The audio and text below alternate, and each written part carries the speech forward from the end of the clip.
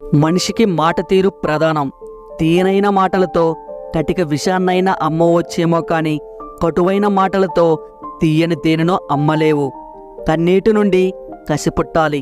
అవమానాల నుండి అనుకున్న లక్ష్యాన్ని సాధించే పట్టుదల పుట్టాలి.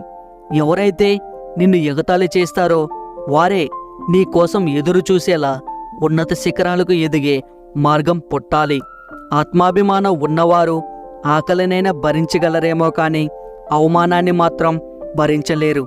ఒక మనిషి గురించి మరొక మనిషి జీవితాంతం గుర్తుంచుకునే రెండు విషయాలు: చేతితో చేసిన సాయం, మాటతో చేసిన గాయం. అదృష్టంతో పైకి వచ్చిన వాడికి చెట్టు ఎక్కడం మాత్రమే తెలిసి ఉంటుంది.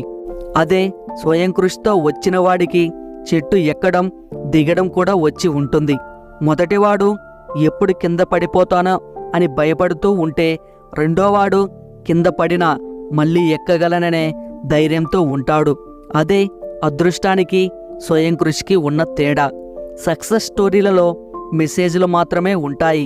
ఫెయిల్యూర్ స్టోరీలలో విజయానికి కావలసిన ఐడియాలు దొరుకుతాయి.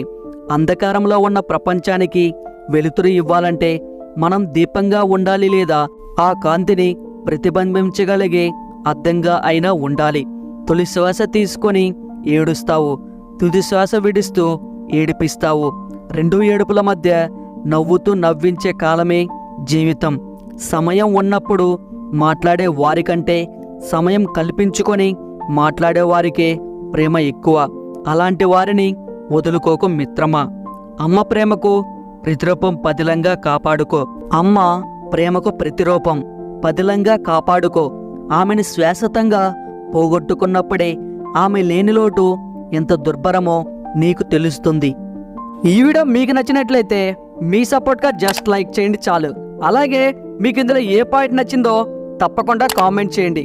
ఇలాంటి వీడియోస్ కోసం ఈ ఛానల్కి ఇప్పుడే సబ్స్క్రైబ్ అవ్వండి. Thank you.